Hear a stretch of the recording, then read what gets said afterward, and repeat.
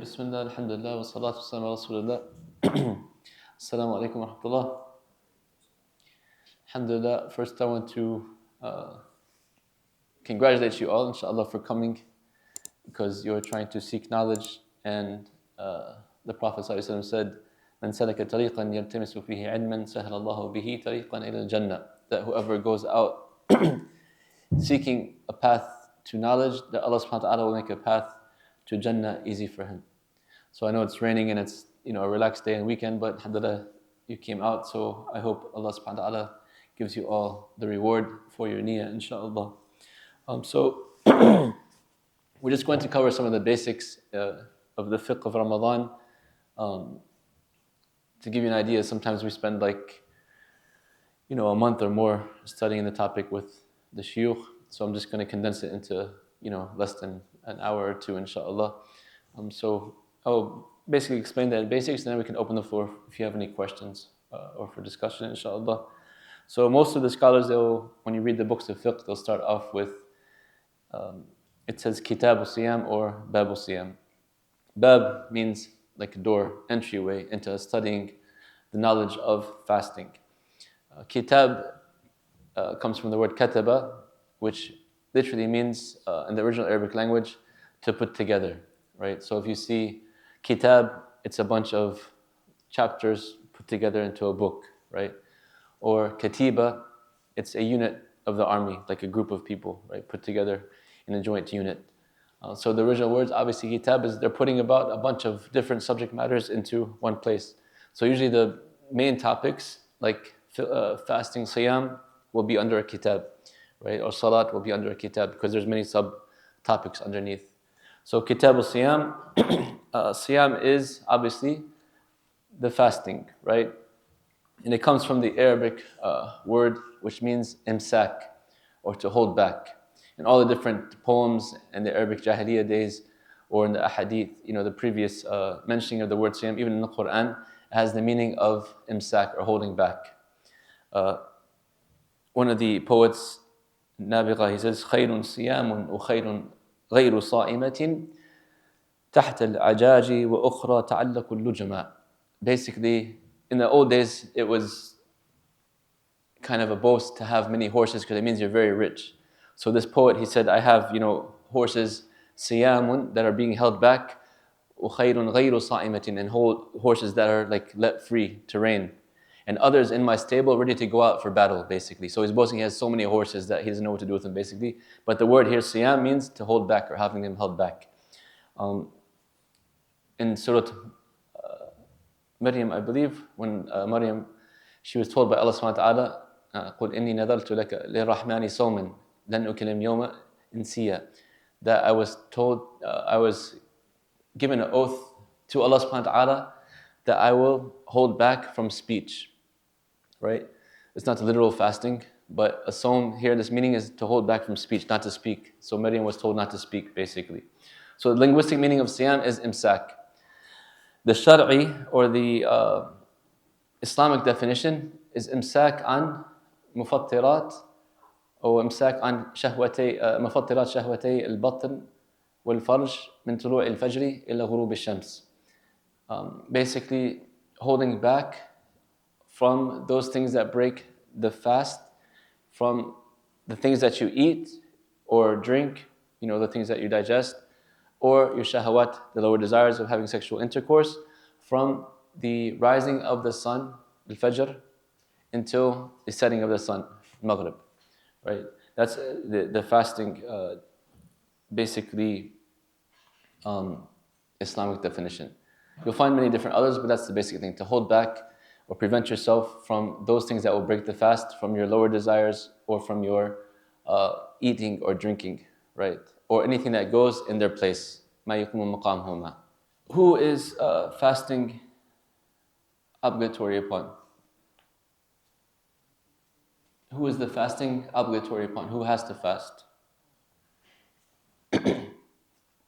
Everyone, except the people who are sick, or maybe women who are breastfeeding, or... Okay, so the brother says everyone except those who are unable, like they're sick, or the woman who's breastfeeding. Okay, anybody who cites the moon, saying the time of Ramadan is it? Okay, so if a crazy person fasts, is he okay? Is his fast accepted? He's in a way sick. He's okay. What about a child?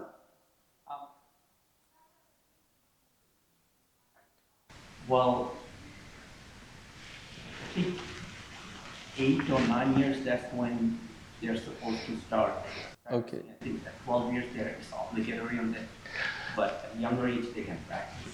Okay, so technically it's obligatory upon every Muslim, baligh, aqil, and qadir ala siyam. So everybody who is an adult, reached the age of, well, first he has to be Muslim, right? Because it's not accepted from, the ibadat are not accepted from non-Muslims. Are the non-Muslims required to do the siyam and the salat and the zakat? This is like a usul question. It's kind of like detailed and it gets kind of like, it's more of a debate that doesn't have much, basically repercussions for us in the dunya, but it's something in the akhirah. So the scholars that say that yes, they are not only obligated to become Muslim, but they're also obligated to doing their fast, and they will be held accountable. They use the ayat, "Ma salakakum fi saqar? Qalu lam nakun min musallin." When Allah asked them in the hellfire, or they will be asked in the hellfire, what put you into the hellfire? They said, we were not of those who established the salah. So the scholars that say that they're obligated, they use this ayat. But anyways, you have to be Muslim for your ibadah to be accepted. And then you have to be baligh, right? You have to be of age, reach the age of puberty.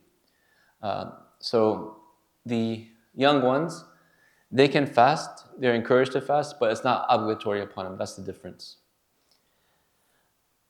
Qadir, they're able to do so, meaning that they are not sick, or if they have an excuse, like some women when they're pregnant or they're breastfeeding, it's very difficult for them. So they also are exempt, inshallah, but they have to make it up. And then some add muqim, that they are not traveling, right? Because the traveler has the right to break his fast as well. And the fasting of Ramadan is obligatory from the Qur'an, the Sunnah, and ijma' of the Ummah. Allah subhanahu wa ta'ala says, يَا أَيُّهَا الَّذِينَ آمَنُوا كُتِبَ عَلَيْكُمُ الصِّيَامُ كَمَا كُتِبَ عَلَى الَّذِينَ مِنْ قَبْلِكُمْ لَعَلَّكُمْ تَتَّقُونَ. O you who believe, fasting has been obligatory upon you. Kutiba means furida, like made obligatory upon you, as it has been made obligatory upon those before you, so that you may achieve taqwa. Right? And Allah subhanahu wa ta'ala says, مَنْ شَهِدَ مِنْكُمُ الشَّهْرَ فَلْيَصُمْ. And whoever witnesses or comes to the month, then they should fast. Right? So these are the ayat or dalil that shows in the Quran, it's wajib or obligatory upon every Muslim to fast. The ones that fulfill these obligations that we've told about. Muslim, baligh, aqil, and qadir. طيب. From the hadith of the Prophet ﷺ, he said, بُنِيَ الْإِسْلَامُ عَلَى خَمْسٍ شَهَادَةٍ لَا إِلَهَ إِلَّا اللَّهُ وَأَنَّ مُحَمَّدًا رَسُولُ اللَّهِ وإقام الصلاة وإيتاء الزكاة وصوم رمضان وحج البيت من استطاع إليه سبيلا. Right? That Islam is built upon 5 pillars, testifying there's nobody worthy of worship except Allah, establishing and the Prophet Muhammad ﷺ is his messenger, establishing the prayer, giving the zakat, fasting Ramadan, and making hajj if you're able to do so. Right? And all of the ulama of the scholars have said that fasting is obligatory. So we know from the Qur'an, the Sunnah, and ijma', it is wajib upon those who are able to do so, the fast of Ramadan. The meaning of Ramadan, does anybody know what that means originally? No? It comes from the word like to burn, basically, or like scorching, right? Ramadan. And it's said that the Arab picked this name for this month because at the time it was a very hot month, right? And like Rabi'a is a springtime, it's a beautiful month, open and not, pleasant, basically. And there's the Prophet ﷺ, he said, the word Ramda in the language, he said that like the Salat al-Awwabun, that the time of the prayers of the ones who are repentful is the time that yufsilu fi either. The meaning, I forget the exact word, but the meaning is that if the young camel walks upon the sand and his hooves are like too hot, so he has to get across it fast. Like the sand, he described it as ramda, right? Because it's burning. And then some scholars say, subhanAllah, there's an association because when you're fasting, for the sake of Allah, it's burning away your sins, right? It's taking away your sins. And some say also because when you're fasting, especially like if you're in the Gulf region, it's very hot, you have like scorching, like it's hot, it's like you're feeling the extra scorching until you cool it off with water and food, right? So there's like a linguistic meaning. When you say fasting Ramadan, it's just a side issue. You might find in some books of fiqh that they say it's disliked to say, Ramadan has come or I'm fasting Ramadan. Does anybody know why, or has anybody heard this argument before? No. Okay, so you might find it, but some fuqaha, they have a weak hadith that one of Allah's names is Ramadan, right? So they don't like the word saying, I fasted Ramadan, or Ramadan came, or Ramadan went, etc. But this is a very weak hadith, and it's not accepted. And we just said the hadith of the Prophet ﷺ where he said, Sawm Ramadan, right? He didn't say Sawm Shahr Ramadan, he said Sawm Ramadan.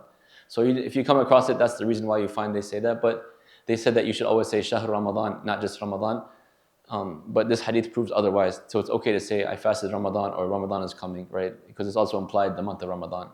And it's not one of Allah subhanahu wa ta'ala's names and attributes according to the correct understanding.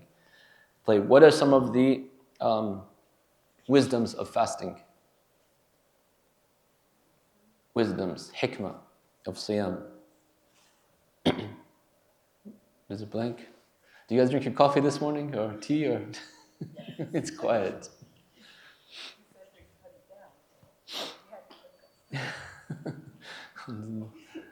Yes. To gain taqwa is actually one of the main purposes of siyam, right? Allah said that in the ayat. The whole purpose of fasting is to achieve taqwa, of course, mashallah. What else? So it gives you a sense of submission to Allah subhanahu wa ta'ala because you're fulfilling your obligatory deed, right? You're submitting to Allah subhanahu wa ta'ala. So fasting is an act of ibadah and worship, showing your ubudiyah, slave or servitude to Allah subhanahu wa ta'ala. When Allah commands, so in general in Islam, we don't necessarily have to have the hikmah or the wisdom behind everything to do something, but we do it because Allah subhanahu wa ta'ala commands us to do so. But usually you'll find there is hikmah behind it. So some of the scholars say that for fasting, it allows depriving the body of these, excess, allows the spirit to thrive. It purifies the nafs. So you're able to worship Allah subhanahu wa ta'ala better, right? And to be in a higher level of spirituality and reflection. And, you can see, subhanAllah, if you eat a heavy meal, how do you feel afterwards? Right? You feel kind of sluggish, right? But when you're fasting, especially if you freed your body from toxins and addictions, etc., you feel like at a higher spiritual level. You feel the Qur'an, subhanAllah. You're in a higher plane, basically. And your spirit is lighter and not weighed down by the food. So that's one of the hikmahs also. The scholars, they say that another hikmah is that you feel what the poor people feel on a regular basis, right? Like, alhamdulillah, we have the ability to have iftar and drink, eat dates and drink water and have a huge meal sometimes and fill ourselves. But there's some people that don't have that ability, right? They're starving on a regular basis. So you get a little inkling of just that, from Fajr till Maghrib, what people are going through every day of their lives sometimes. And not having sometimes even ability to break their fast. So it allows you to sympathize with them and feel that there are people less fortunate for me. So they're like hungry like this all the time. Maybe I can give sadaqah more or help more, right? Another reason is that it's good for your health, the scholars say. Now it's like a big fad. If you look at all these health experts, they call it intermittent fasting. We've been doing it for over thousands of years, mashallah, right? And it's just like now that's all of a sudden they're like, wow, this is very healthy for you. And it prevents cancer, and it helps with letting the circulation of the blood better. So many fawaid, subhanAllah, there's so many hikmah. That's why when Allah says something, just do it. If you know it or you don't know it, alhamdulillah, you'll find out one day that it is better for you. Because Allah subhanahu wa ta'ala does not command anything except that it is good for you. He does not prohibit anything except that it is bad for you. طيب. The issue of the child, he, inshallah, if he's able to fast, it's highly encouraged for them to do so, to get used to it. The Sahaba radiallahu anhum, they used to sometimes, even the young children, they would let them fast, and they would give them toys to distract them from the hunger, right? To get them used to it. But it's not obligatory upon them, and if you fear for their health or something like that, of course, then you don't impose it upon them. But just to encourage them, maybe little by little build it up, so when they get of age, it's easy for them, inshallah, and it's something that they love. We should encourage our children to love this month. Look how the disbelievers are always pumping up Christmas or Thanksgiving weeks in advance and getting them excited for it, and the children are looking forward to the gifts and stuff like that. We should have something like that with this month of Ramadan in our Eids, right? To have the children looking forward to it and loving it and being happy about it. It's not fair that their non-Muslim friends, especially if they're going to non-Muslim schools, they have all these celebrations and holidays and activities and stuff like that, but when it comes to Ramadan, it's just boring, right? So try to make an extra effort, inshallah, to encourage the kids. How does Ramadan become mandatory, or when does it come in, basically? By the sighting of the new moon. By the sighting of the moon, or completion of Sha'ban, right? That's how Ramadan comes in. Basically, the moon is sighted, or you complete 30 days. For the sighting of the moon, how many people is it required to see the moon? This one is kind of a debate amongst the different madahib. So some scholars, they say that it requires 2 witnesses, and there's some ahadith that support that. And there's some scholars that say that it requires 1 witness, right? And they explain those ahadith that support 2. They say that it's preferred or like to have 2, but 1 is sufficient. Because there's a hadith of Ibn Umar that he came to the Prophet ﷺ and he said that I saw the hilal, and the Prophet ﷺ, he ordered the ummah to fast. When it comes, the hadith, it says, "Sumu li ru'yatihi, uftiru li ru'yatihi." Right? Fast when you have sighted it, and break the fast when you have sighted it. Right? The moon, basically. So if you don't see the moon, then you complete Sha'ban 30 days, and then you fast the day after. But if the moon is sighted on the night of the 29th, then khalas, the first day of Ramadan starts after that. The hadith specifically mentions sighting. It didn't say, for example, if the moon is there, or if it can be discovered, etc., etc. But it said literally to see, to sight. So the safest opinion and the stronger opinion, I know it's not the popular opinion in America right now, or in Western countries, sometimes they want to go by the calculations, but the best way is to actually try to sight it. There's a concentrated effort, I think, from non-Muslims and others who have their agendas to move people, not only Muslims but non-Muslims, away from nature, right? And to be completely submerged into the modern world of the coldness and the technology and the buildings and not being out in nature. But subhanAllah, in Islam there's many ayat and ahadith that show that the Muslim, it's good to go into nature, to observe Allah subhanahu wa ta'ala's creation, right? So it's beautiful thing when you're going to have tomorrow evening, inshallah, to go out and try to find the moon, the moon sighting, right? It means you're in tune and you're in touch with Allah subhanahu wa ta'ala's creation. So it's better, and I know there are some masajid or some people that go based upon the calculations. They have their evidences as well. But like I said, inshallah, if you can follow the traditional way, it's better. If you are a part of a particular community, you should just follow that community so as not to cause differences.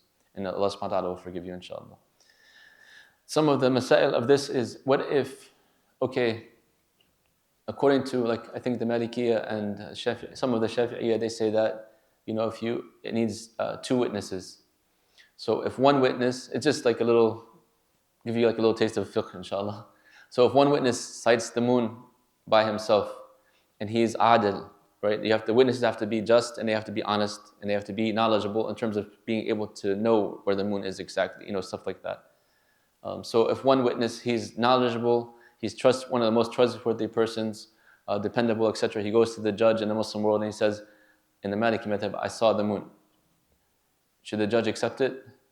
If the madhab, they say they require 2 witnesses, but this person is very honest. What do you guys think? Yes? Okay, so in the Maliki and some of the Shafi'iyah, they say no, because they require 2 witnesses no matter what. But subhanAllah, this person, he has to fast on his own. His family doesn't. He can be at home fasting and his wife and children don't, but he saw the moon, so he has to fast, according to the madhab. So it's, to get out of that difference of opinion, I think the other opinion is a little bit stronger, where they say that one person, inshallah, because of the hadith of Ibn Umar. And also they say, like, when the mu'adhin calls the adhan for salat, there's only one mu'adhin who sees the sighting, and everybody goes to the salah. That for the iftar time, only one mu'adhin, and everybody, breaks the fast or stops the eating, for example. So they have strong evidences, inshallah, and then you get out of that difference of opinion. But all the scholars say that to break the fast requires 2 witnesses, like to end Ramadan. So that's like a little fiqh difference of opinion you guys can see, inshallah. طيب. If it's a night, like the hadith says basically, إن غم عليكم فاقدروا له. Or if it is like too cloudy, then basically count 30 days. There's an interpretation in the Hanbali madhab where it means that you actually count as like 29 days and you fast the next day, even though you don't see the hilal. But that's not, like the majority of scholars say what we just went over. There's only 2 main opinions. That either you see the moon, you fast that next day. You don't see the moon, you finish Sha'ban 30 days, and then you start the day after. So the ones who are able to break the fast, you can say, they fall under different categories. So when we said, for example, the person has to be Muslim, they have to be aqil, right? They have to be baligh, and they have to be capable. Under the capable part, there comes basically the sickness, if a person is unable to fast because of sickness, or some scholars also put the traveling. So the shurut of sahha, like the conditions for the fast to be correct, you can say, I don't want to get too technical, but basically Islam, right? And then if the Islam is not there, then the fasting is not there, right? That's pretty clear. طيب. That's shart sahha. Shart wujub, basically, if that element is there, right, the fasting could be there or it could not be there, right? Because the person can choose not to. And that's the one who is baligh, who has reached of age, and he is qadir, he's able to fast, right? So he's required to do so because those elements are in them, but he might not have to do so, for example, if he's sick or if he's traveling. And then there's shurut that have both of them, what is called sahha and wujub. And this is the one who is the aql, right? You have to have your faculties to be fasting, right? And to choose to fast, basically, right? So a majnoon, a person who is not aql, even if he fasted, the fasting is not counted, right? Because he's not required to do so. The Prophet ﷺ said, رُفِعَ الْقَلَمُ عَنْ ثَلَاثٍ, that the pen has been lifted from 3. الصبي يعني حتى يكبر, the child until he's grown, right? Or يبلغ, until he reaches puberty. والمجنون حتى يعقل, right? والمغمي عليه حتى يفيق. So the crazy one until he gets faculties come back, or the one who is like passed out or in a coma until he wakes up, right? Also, to be free from النقاء من دم الحيض والنفاس. The woman, she should be, not having her menstrual cycle or postpartum bleeding, right? So in this case, even if she wanted to fast, it's not accepted because she's prohibited to fast in those times. Right? Yeah. And then the third sahha and wujub, shart or condition, is that it should be the time of fasting, dukhul al-waqt, right? So the entering of Ramadan. You can't fast Ramadan in Dhul Hijjah, or you can't fast Ramadan in, Sha'ban. It has to be the month of Ramadan, except obviously if you miss some days, then you have to make them up. طيب, those who are exempt from fasting, ويباح الفطر في رمضان لأربعة أقسام. So 4 categories of people who are able to be exempt from fasting. The first one, المريض الذي يتضرر به والمسافر الذي له القصر والفطر لهما أفضل وعليهما القضاء وإن صاما أجزأهما. So the first category are those who are ill and they will be harmed by fasting, and the traveler who is permitted to shorten his prayers. So basically you have to meet the distance of traveling, right, and the time of traveling according to most scholars, right? So if you're considered musafir, you have the permission to break the fast, and if you have an illness that fasting will cause you to become more ill or cause you some harm, you're permitted to break the fast, right? That's the first category. The second category who are exempt are, like we mentioned, the ha'id wa nufasa. So the woman who is upon her menstrual cycle, or the one who is postpartum bleeding after childbirth, right? In this case, they have to break their fast, obviously, and they will make it up afterwards. They cannot fast. Their fast, like I said, the mentioning of the ones that are crazy or the ones that are like upon their cycle, etc., or who are trying to fast outside Ramadan, for Ramadan, is not accepted of them. So they can't fast, but they have to make it up after. The first ones also, they can fast if they wanted to, like the ill person or the traveler, but it's better for them if it's going to cause them harm or they're going to be too tired, that they should not fast and they should make it up afterwards. Right? The third category is the one who is pregnant or breastfeeding. If she fears for herself or for her child, she can break the fast. Like, the scholars, they kind of break this up into 2 categories. So the woman who fears for herself, the scholars say she can break the fast and she can make up the days later, right? And the ones they say that she fears for the child, they say that she should break the fast, right, and make it up later, but also pay fidya for the child. And most scholars say that the guardian is responsible for paying the fidya, if they're able to do so, obviously financially able to do so. Like each day that they miss, they would pay the fidya for that child, basically, for the mother and the child. And there are some opinions that says no, she just has to break up the fast. So if you're able to do so, I think it's better and safer, to do the fast, make up the fast and to pay the fidya. But if you're not able to do so financially, obviously, then inshallah, just the fasting is sufficient. طيب.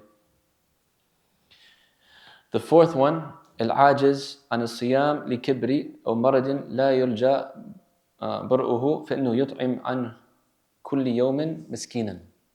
So the one who is incapable of fasting, either because of old age or because of an incurable disease, then he should do the fidya, pay for one poor person every day that he's breaking the fast. Like, what's the difference between that category and the first category I mentioned? Whoever can answer, I'll give them a prize. The first category, you have the option to make it up later. The second one, if you are sick, who is in an incurable disease, he just does not have the ability to make it up later. Okay. He just basically have to pay the fidya. Yes, so the first one, they're able to make it up at another time, but this category, they're unable to do so. So you win the prize. You want the prize now or after the dars? After? It's a dua. Allahumma barak laka, jazakallah khair. May Allah subhanahu wa ta'ala bless you and give you goodness, inshallah. The Prophet ﷺ said that if somebody does something good, to replace or return in kind, and the best thing you can do for a person is make a dua for them at the very least, inshallah. طيب.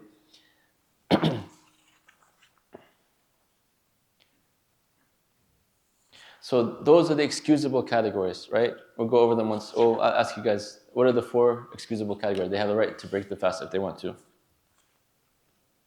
Number 1, sick or Or no, the first category. He's sick or traveling. Like, they have the choice to break the fast or not break the fast. When you're traveling, some scholars say that you have the right to break the fast, but if it's not too much for you, to fast is better. And to sumu khayr lakum, right? It's better for you. Say you have a short trip and you want to fast and you're okay to fast, alhamdulillah. But if it's going to cause you some hardship, it's going to be time, like time zone changes. Sometimes you end up fasting like 24 hours or more. You can break the fast, inshallah. I tried to do it once and I was almost going to pass out. So I was traveling, I got so confused, I don't know. But yeah, you have permission, inshallah. All right, the second category we said is, so the first one, ill or illness that can go away, and the traveler, right? They have the choice to break the fast or to keep the fast. If it's going to cause more harm, it's better to break the fast. Second category, women who are on their menstrual cycle or after having a baby and postpartum bleeding, they have the choice or no choice. They cannot fast during the month when they're on their cycle. They have to make it up. And that's a mercy from Allah subhanahu wa ta'ala for them as well, right? Because it causes some physical hardship, that they have to go through during these times. So subhanAllah, imagine if there was a choice for it, and some woman will think like, I have to be more pious, I want to fast, and she's causing harm to herself, right? But Allah subhanahu wa ta'ala's mercy and His wisdom and hikmah, no, you're not supposed to fast during that time. You make it up afterwards. The third category we said, breastfeeding or pregnancy, right? So you women have two whole categories for themselves, subhanAllah. Men don't even go into these categories. So yes, if they're breastfeeding or they are pregnant, if the mother fears for herself or for her child, right? So just for herself, then she has the right to break the fast and then she can make it up later. If it's for the child, then she should make up the fast and try to pay the fidya for each of the days. The guardian should do so. The father, for example, or whoever's responsible for the upkeep. And then the fourth one is the one who is incapable of fasting because of their illness. They have a permanent illness, and subhanAllah, they're not able to fast. And the one who is of old age, it's very difficult sometimes for the very elderly to fast. And sometimes they have, they're starting to lose their faculties a little bit and stuff like that. So they're not required to fast from Allah subhanahu wa ta'ala's mercy. If they have lost their faculties completely, like someone had very high stage dementia or Alzheimer's, then they're like the pen is lifted on them. They don't have to fast. They don't have to make up the fidya. Inshallah, they're not responsible anymore. If you want to, as like birr for your parents or something like that, and give fidya on their behalf, then that's fine, inshallah. So what about people who still want to fast? Like they have an early stage of dementia, they still want to fast. Yeah, if they have early stage, they're in and out sometimes. It's okay, inshallah. Let them fast. It's fine, And then Allah subhanahu wa ta'ala, He knows what's in the hearts. You still pay the fidya, but don't tell them anything if they want to fast. Yeah, it's fine. Yeah, they don't have to. My father, subhanAllah, has this. He was father too, subhanAllah. Yeah, and for mashallah, he's been battling, Alzheimer's originally, he's diagnosed in, I think 2009 or something like that. He was driving up until 2022 or mashallah, and he was fasting and doing all these things and stuff. But then, it got worse, and obviously we had to take away the license. And subhanAllah, he doesn't know better now with the fasting and stuff like that. He would start, drinking or eating. He'd be like, "Oh, it's Ramadan," and he would get upset and stop. And then we're like, "It's okay, Baba, you don't have to." And then we just, we try to keep it from him in a sense to make it easier. But may Allah give him shifa, inshallah, and to accept for their good deeds they did before. Okay, so anything other than these, وَعَلَى سَائِرِ مَنْ أَفْطَرَ الْقَضَاء لَا غَيْرٍ. So the first one, it's basically exemption, right? The other ones now, if you don't have any excuse, basically you have to make up the fast as qada, right? If you break your fast intentionally without a reason, you have to make up that day of fasting. The Maliki are stricter. They say if a person breaks their fast intentionally, they have to do kafara. And that's we'll get into that inshallah. But basically, the Imam in this book says that إلا من أفطر بجماع في الفرج فإنه يقضي ويعتق رقبة فإن لم يجد فصيام شهرين متتابعين فإن لم يستطع فإطعام 60 مسكينا فإن لم يجد سقطت عنه.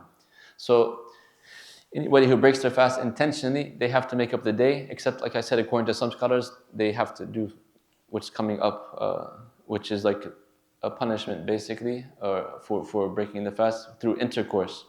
If a person breaks the fast through intercourse, the Prophet ﷺ said that they should free a slave, right? And it has to be in this order.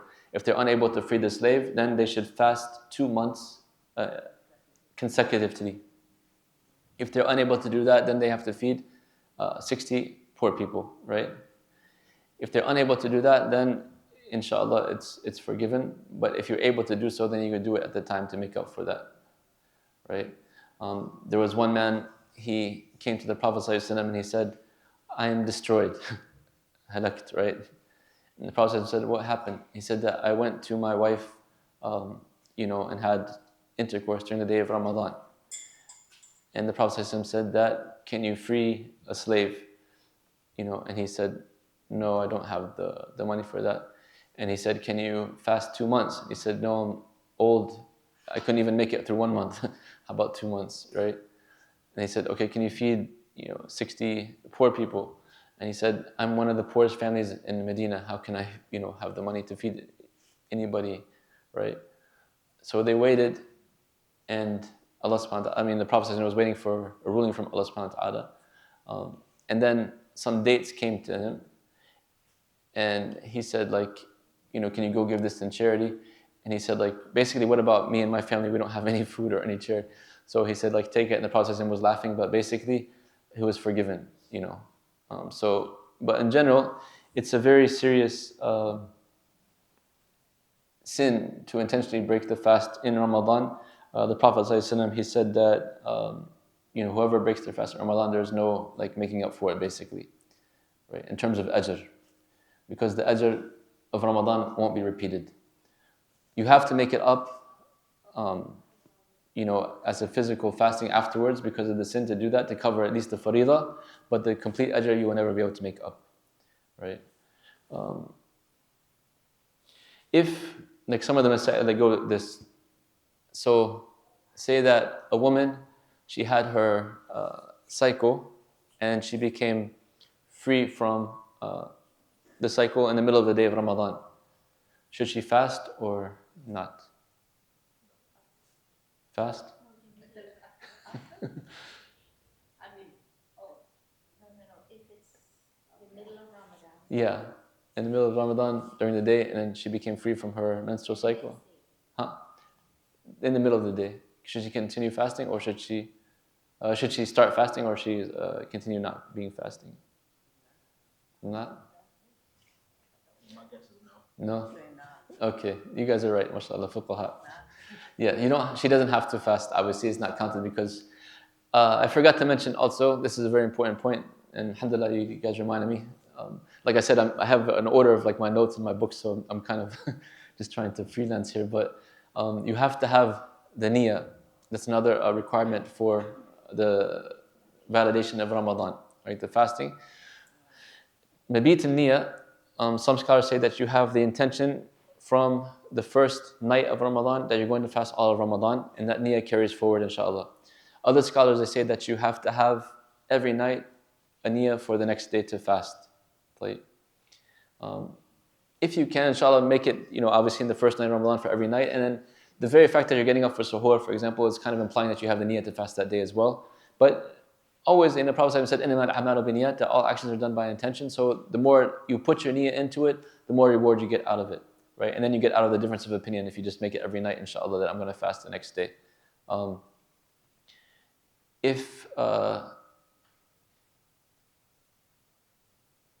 a person is traveling and he, he arrives at his hometown, should he start fasting or he can complete the breaking the fast? So he's traveling, he broke his fast, he went back home and he wants to, he's like, everybody's fasting, I want to fast.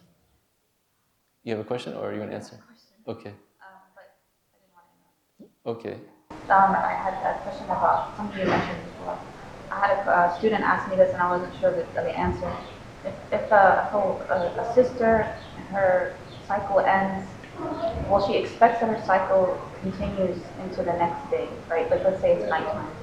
And so she sleeps but doesn't wake up for suhoor, but then finds out that it had ended at some point, but it was after Fajr she realized. It could have been that it ended before Fajr, and it could have been that it ended after. So what should she do? So she didn't have the niyyah to fast that day. Right, but then going by the opinion, if they had the niyyah from the beginning of the month that you fast every day, you can fast the month. Right. But even then, she's basically broken that with the cycle. So it starts from you. So some scholars say that she can, based upon what you're saying, like that she had the niyyah from the beginning. If it was Ramadan, she's going to fast Ramadan. So it is Ramadan, and she's able to fast Ramadan. Then she can do the fast, but she should make it up afterwards to be safe. Okay, so Yeah. fast and Yeah, just to be on the safe side. Because it's the ibadat are built upon yaqeen. So if she woke up before Fajr, obviously there's no doubt there, right? Because then she knows she's off her cycle and she can fast, make the intention and fast. But if she woke up after Fajr, by some time, but if it's by some time, yeah, so fast and it's better to make it up regardless, inshallah, and then she can complete she can do the fast with the niyyah that, like you said, she had the niyyah of Ramadan's fasting, and she maybe has not 100% certainty, but a higher percentage dhan that she had completed her cycle, basically. So, but to cover the just in case part, it's better to make it up, inshallah. Wa iyyakum. Actually, no, this is a different mas'ala. So I was going to the mas'ala of the musafir, right? Say he's traveling and he becomes muqim again. So should he fast the rest of the day, or can he break his fast, or continue to break his fast?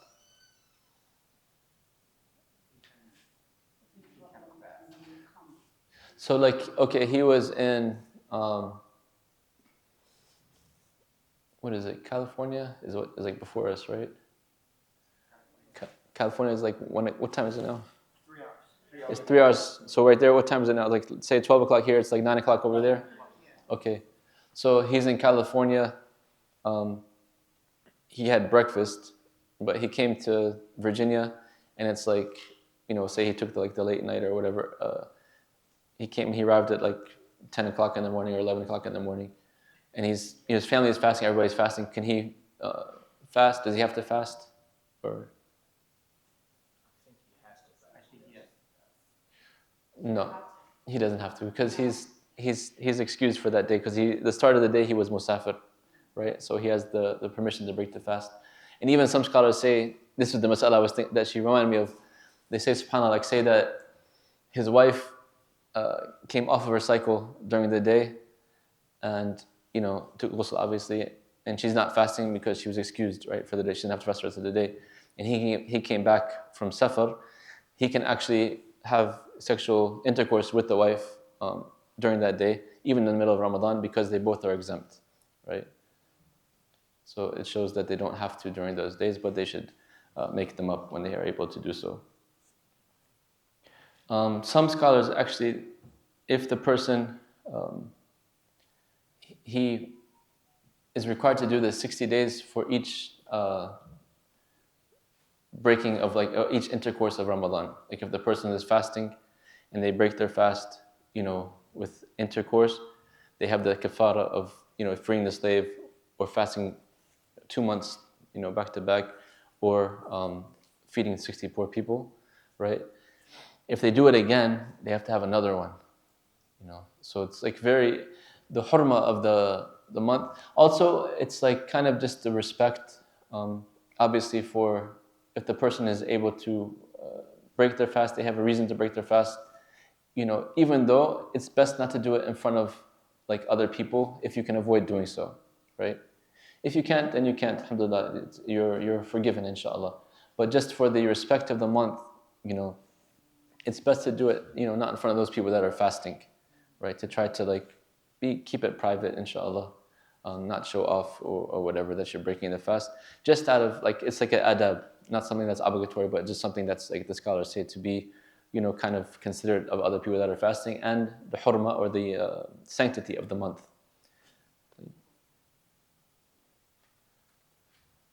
The other issue about the niyyah, the scholars say that outside of, so the fard fasting, you have to have niyyah and nabit, right? Before the night, basically, you have to have the intention that you're going to fast the next day, right? For Ramadan, we said some scholars say you can do it at the beginning of the month for the whole of Ramadan. Some say each night you do so. The other one is what? If you have any other obligatory fast that you have to do? Okay, qada of Ramadan, obviously, like making up the days you missed in Ramadan. So the scholars say on those days that you're making up, you also have to have the niyyah before the daytime, right? And also nadhr. When you've made obligatory upon yourself, say I swear by Allah, or I promise to Allah, I want to fast such and such day. There's nadhr mutlaq and nadhr muqayyad. So the best nadhr, the one that yufuna bin nadrihum yakhafuna yawman. What's the ayah? Yufuna bin nadri. Right? They fulfill their nadhr, their oaths. The scholars say that this is something that's praised when a person makes the oath that they're going to do something for the sake of Allah subhanahu wa ta'ala, but they don't ask for something in return. Right? The other type of nadhr is the one that, the Prophet ﷺ said, إِنَّمَا يَخْرُجُ مِنَ الْبَخِيلِ. Only the stingy one, he had said, if Allah gives me such and such wealth, I'm going to fast such and such day. Or if Allah subhanahu wa ta'ala saves such and such person, then I will going to give this amount of sadaqah, right? That's another that's the Prophet ﷺ said is only from the stingy one, right? He wants something from Allah in order to do some type of ibadah.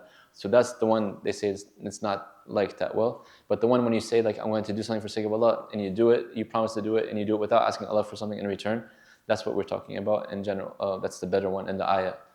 But in any case, either one or the other, if you've made a nadhr, you have to fulfill it. So it's considered an obligatory fast upon you at that time, and you have to have the niyyah the night before. When it comes to the nafila or sunan, many scholars say that it's not required to have the niyyah the night before. You can make up your mind in the morning, right? And you can actually, choose to continue the fast. Like the Prophet ﷺ, he would wake up in the morning and ask if there's anything to eat. Right? Look at the humbleness of our Prophet Muhammad ﷺ. They don't even have, food in the house, and he's running the whole ummah, right? So if there was food there, he would eat, and if there wasn't food there, he would fast. Subhanallah, right? So the scholars take that hadith and show that it's okay to make the niyyah for the nafilah during the daytime, right? As long as you haven't eaten or drinking anything beforehand.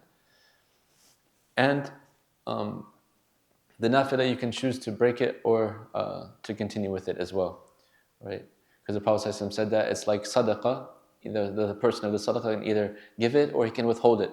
So the fasting of the sunnah fasting, he can either continue fasting or he can break it. The Malikiyah say that once you have the niyyah to do a sunnah or a type of worship like prayers or fasting, etc., that you have to do it, so you should make it up just to be on the safe side. The other scholars say no, it's nafilah completely. It's your choice. You can do it. You don't do it. It's up to you. So just to know the difference, inshallah. Yes. For the wake up. So if someone's waking up with Ramadan, in the middle of the daytime, you find themselves tired, headaches, something like that, they can stop. So that's the issue we need to cover those. Yeah, it's the same. You have the same excuse that we said those that are exempt in the beginning. So if you have an illness that's going to cause you harm, then you can break the fast and just make it up again another time. But it's keen also to see. Everybody knows their intention in their heart. So if people want to play games, Allah subhanahu wa ta'ala knows what's in our heart. Some people use any excuse just to get out of it. Allahu a'lam, that's something else. But if a person really feels like this, fasting is going to, I can't bear it, it's going to cause me harm or something like that, then I will make it up and have the intention to make it up. Yes. One other question about a sister who's married, and I understand that if it's a nothing, day of fasting, then she should at least, inform her husband or seek permission. But what if it's a day she's making up? Is that something that should be done also? Like it's a day she's making up some other time in the year. Does she have to ask, or even at least just inform? No, I mean, when it comes to the faridah, so, like the rights of the husband upon the wife are, of course, when it doesn't conflict with what is obligatory upon the wife, So, for example, if she was fasting in Ramadan and he came from traveling and he wants to have a relationship with her, she cannot break her fast for that reason, right? Because it's a faridah. So the same thing if she's trying to make up the fast. I mean, from the adab, she can maybe consult with him and basically inform the husband that, I want to make up my fast on these days, just to be on the same page and there's no hardship caused either way. That's, I think, preferable, inshallah. But once she started to make up the fast, it's a fard upon her. She can't, break it for not unlegitimate reasons that we'd have mentioned in the beginning, right? That doesn't fall under that category. Jazakumullah khair. طيب. ومن أخر القضاء لعذر حتى أدركه رمضان آخر فليس عليه غير القضاء وإن فرط أطعم مع القضاء لكل يوم مسكينا. So say the person, whoever defers making up the days of Ramadan for a legitimate excuse, they say that he has no or she has no choice except to make it up after the next Ramadan.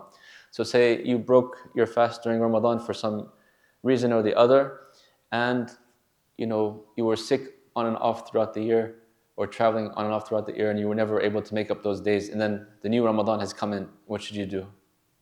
Right? So they say you fast the new Ramadan and then you make up those days afterwards. Right? It's very important when a person misses the days to make sure that they can remember them. If they can't remember exactly, they should actually have like a calendar or a booklet or something, like a laptop, whatever, to keep track of the days that are missed, right? Because these are obligations upon us. Just like the salawat, right? The 5 daily prayers, every day we're obligated to pray those 5 daily prayers, right? Ramadan is a fard as well. I know some people, they don't keep track when they miss the days, right? And sometimes it adds up, like especially with women, I think it's very important because they have sometimes pregnancies or they have, the menstrual cycles or they have, other issues, and it adds up, subhanAllah. Like one sister told me, like, she didn't keep track for, a couple of years and she's not sure, so that's not, as a Muslim, it's not a good thing because we're trying our best to please Allah subhanahu wa ta'ala, right? So make sure that you have, a calendar or something that you can keep track of so you know how many days exactly you make up and it doesn't build up to you. You can make it up any time before the previous Ramadan. Like Aisha radiallahu anha, because of her place with the Prophet ﷺ, she would wait, sometimes until Sha'ban to make up the days, which is fine, as long as you have the intention. But make sure you don't miss it, inshallah. If you do, like I said, for legitimate reasons, you can do this Ramadan and then make those days up afterwards. The Hanabila, they say that if you did it without a reason, you didn't have any excuse whatsoever, you just never made it up, they say that you should make it up and you have to pay a fidya for each day that you missed.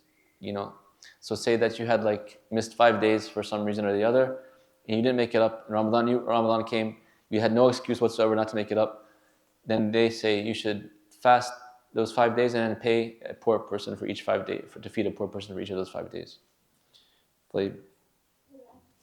Yes. There's some women who have spotting, just during their cycle, but let's say they have cycle at 7 days, but 2 days before they have spotting where they have some bleeding and then it stops. Okay. Off and on. And let's say that they have spotting at night and then it clears up in the morning. Should they fast, or is it considered part of the cycle? So if it occurs during the days of the cycle of the woman, then it's part of the cycle. But if it occurs outside of the days of the woman and it's sporadic and it's not continuous, then some scholars say that it's not part of the cycle, right?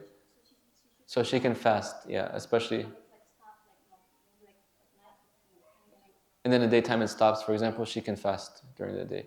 She should make her intention to fast, yes. If it's outside her cycle, but if it's during her normal cycle, and it happens for a little bit, and she knows that's the days of her cycle, then she should break the fast because she knows that's her cycle days, right? Wallahu a'lam. And then it says, وَإِن تَرَكَ الْقَضَاء حَتَّى مَاتَ لِعُذْرٍ فَلَا شَيْءٍ عَلَيْهِ وَإِن كَانَ لِغَيْرِ عُذْرٍ أَطْعَمْ عَنْهُ لِكُلِّ يَوْمٍ مِسْكِينًا إِلَّا أَنْ يَكُونَ الصَّوْمُ مَنْذُورًا فَإِنَّهُ يُصَامُ عَنْهُ وَكَذَلِكَ كُلُّ نَذْرٍ طَاعَةٍ. So he says, as for the one who defers it until they passed away, right? In that case, the person should, if they're able to do so, like if they had an excuse, then it's forgiven, obviously, right? But the scholars say that if they had no excuse, then their inheritors or their family, they should feed for every day that he had to make up a poor person to cover for him. Except they say if it was a nadhr, like say, one of the ladies, Sahabiyat, she came to the Prophet ﷺ and she said that, my mother had made an oath to make Hajj and she passed away. Should I make Hajj for her? And the Prophet ﷺ said, yes, fulfill her oath, right? Fulfill her nadhr, her vow, right? So the scholars say that if the person had made a vow to fast, a certain amount of days or something like that, and you're able to do so, then you can literally fast upon their behalf. There's a difference amongst the scholars about this issue, but if you can do so, alhamdulillah, to fulfill their nadhr, that is better. But at least pay for their, the fidyah for the days that they missed. Now, the chapter on those things that invalidate the fasting. باب ما يفسد الصوم, right? من أكل أو شرب أو استطاع أو أوصل إلى جوفه شيء من أي موضوع كان أو استقاء أو استمناء أو قبل أو لمس فأمنى أو أمذى أو حجم أو احتجم عامدا ذاكرا لصومه فسد. So basically he says that whoever intentionally eats or drinks or takes anything into the digestive system, like going to the stomach, through his nostrils or other places that can reach into the jof, right? Or through masturbation or kissing and touching of the opposite sex until ejaculation occurs, or hijama, having the bloodletting, somebody doing the hijama or taking the hijama, right? Having blood taken out intentionally while they are remembering that they are fasting, their fasting is nullified or void. And I'll go through them inshallah. So the jof is not the mouth and the nose per se, right? The mouth and the nose are considered part of the face, right? So that's why we're allowed to make wudu. We take the water into our mouth, into our nose. It doesn't break our fasting, right? But swallowing it into the jof, into the digestive tract, that's what breaks the fast. So he says that anything that basically goes in through these routes, through the nose or the mouth, or he says other routes, and it gets to the stomach, that breaks the fast intentionally, right? And I don't know if I mentioned vomiting. Also, making oneself throw up, that will break the fast. So if a person intentionally makes themselves throw up, that will nullify the fast. If you throw up without, like unintentionally, inshallah, you can clean yourself up and continue fasting. That's fine. Masturbation will break the fast.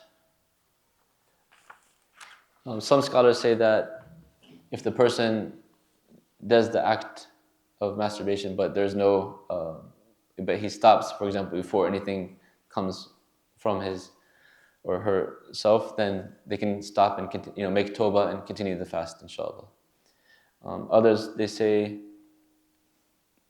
in this madhab, if they intentionally are intimate with their spouses and the ejaculation occurs, they also have to make up the fast. If there's no intercourse, we talked about, it's a regular making up one day of the fast. But if there's intercourse, obviously we go through the 3 categories of freeing the slave, or fasting 2 months together, or paying for 60 poor people. The other one is hijama, the bloodletting, cupping. You guys know what that is? It's a way of, it's like a traditional medicine. where they take the cup and they take out blood, basically like the bad blood, and it's used for healing purposes, right? So the Prophet ﷺ, he said, "Fatiru al-hajim wal-mahjum," that the one who is doing the cupping and the one who is having the cupping done to them has broken their fast, right? So according to the madhab, they say that it breaks the fast. The correct explanation is that, well, it's something that's disliked during fasting, but it technically doesn't break the fast, because most of what breaks the fast is something that's coming into the body, right? In general. So in this case, taking out blood will not, interfere with that. It's not digesting the blood, obviously. So they say it's okay. The hadith explained that there's different explanations for it. Some just say that it's taken as kiraha, like disliked.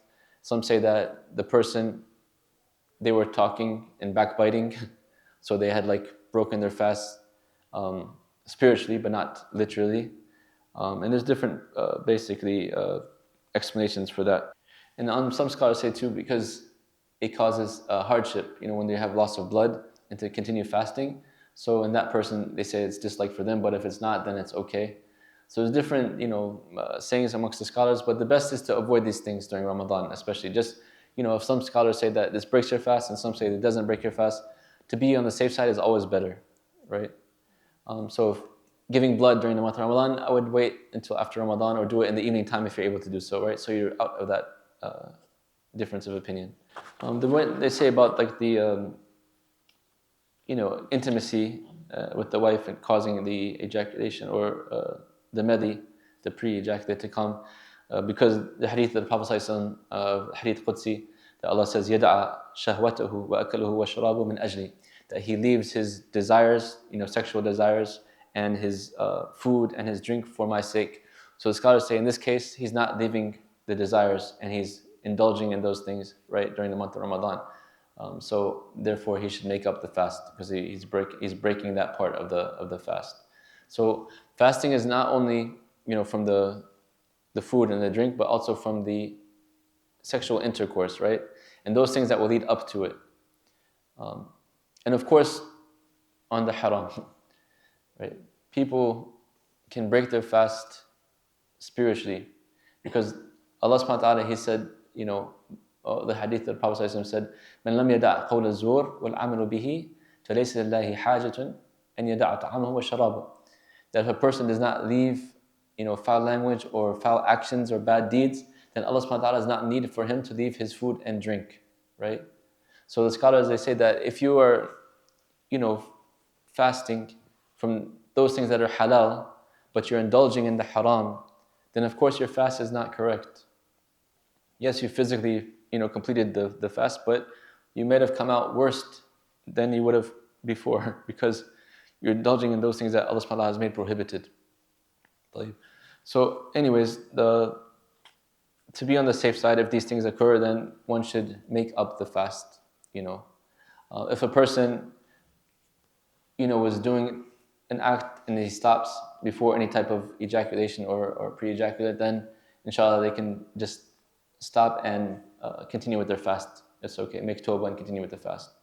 If a person is intentionally, for example, looking at something they're not supposed to be looking at, which increases their shahawat, their desires, to the point of the ejaculation coming, then that person also has to make up the fast, right? If a person has some thoughts they can't control and something like that happens, they're forgiven for that. They shouldn't continue to fast, inshallah. But as a Muslim, like I said, if you're truly experiencing the benefits of fasting in Ramadan, then we shouldn't be like looking at these things or indulging in these things or thinking about these things that are going to break our fast, and we should be on like a higher plane or a higher level to purify the selves and the nafs and get closer to Allah subhanahu wa ta'ala. If you eat something or drink something during the day, or if you do any of these acts actually out of forgetfulness, what's the ruling? What should you do? Stop? Yes. Stop the action first. As soon as you realize it's Ramadan, you stop the action. If you continue doing it and you know it's Ramadan, khalas, you have to make it up, right? You've broken your fast. You can't the first one, the Prophet said that, إِنَّمَا أطعمه وسقاه. Like Allah subhanahu wa ta'ala gave them food or drink. The one that was forgetful, he was fasting and he went and drank something, he remembered and he stopped fasting. He continued fasting. He was like, astaghfirullah, and I keep fasting, right? He said Allah subhanahu wa ta'ala is providing him with some food or some drink, like a mercy from Allah subhanahu wa ta'ala, right? So it's forgiven and you continue fasting. If you're drinking water and you remember I'm fasting and you're like, oh, let me finish this cup, khalas, you've broken your fast. It's not, you don't have this. When people have some attitude, they say, oh, if you see someone eating that Allah feeding him, then stop them, that's wrong. No, you should tell the person, yeah. You can't sit there, because this is, like I said, the shahr has hurma, has like a sanctity to it, right? So if you see somebody you know that's fasting and they're drinking, she's saying like, you don't be like, oh, it's Allah's mercy upon him, let him, sit there and like let him drink and eat and then after he finishes everything, hey brother, it's Ramadan. No, tell them. Some people get very tired, they forget like completely, they don't, So remind them, tell them like, akhi, it's Ramadan, stop. Or ukhti, it's time we're fasting, khalas, right? So, but forgetfulness is one of the things that Allah subhanahu wa ta'ala forgives, right? Even some scholars, they say that, it's kind of far-fetched, but it could happen when a husband and wife are intimate with each other and they both forgot that they were fasting, right? And then they realized, the same thing, you have to stop. I know it's hard, but you have to stop and go and continue, right? The fast, like. If something goes into the jawf, a lot of scholars they say the requirement is that it's like of nutritional value, right? But some scholars say that no, anything that enters from the mouth or the nose into the digestion system, it breaks the fast, right? Whether it's nutrition or not nutrition. So even like the Sahaba, they would be keen to be careful of the bukhur in the air, of like breathing it in too much, because they were afraid that would break the fast, right? So just be like kind of mindful of that. But if something does enter, like some dust or by accident something comes in your mouth, it's the same ruling as the one who forgetfully eats or drinks. It's forgiven inshallah because it's not intentional. In terms of istinshaq, right, during the wudu, the Prophet ﷺ, he said not to exaggerate while you are fasting, right? So be careful not to get the water too much in while you're cleaning your nose, because you might drink it and swallow it and nullify your fast. Right? If some gets in by accident, again, inshallah, it's forgiven, but just don't intentionally do that. Yes? So if it's not of nutritional value and it's not going to reach the stomach, the scholars, they exempt that, like the eye drops or the certain ear drops or certain shots, for example. They say that it's permissible because it doesn't have the nutritional value and it's not going to reach the stomach, right? But if it's something that has nutritional value and it's going to reach the stomach, for example, like when they have like the blood transfusions or something like that. Obviously, if a person's in a state of needing a blood transfusion, then they're not going to be in a state of able to fast. But getting blood is nutritional value, right? It's going to give that person life and help. So therefore, they will break their fast. Or certain, some people, they cannot digest through their mouth and their nose. They have to take it in through another means, the food, right? And then that also is going to break the fast according to some scholars, right? So anything that is not of nutritional value, like shots, certain shots, or like she's saying, certain drops and stuff like that, many scholars, they say that it does not break the fast.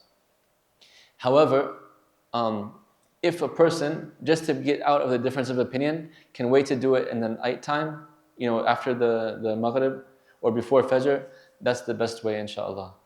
Right?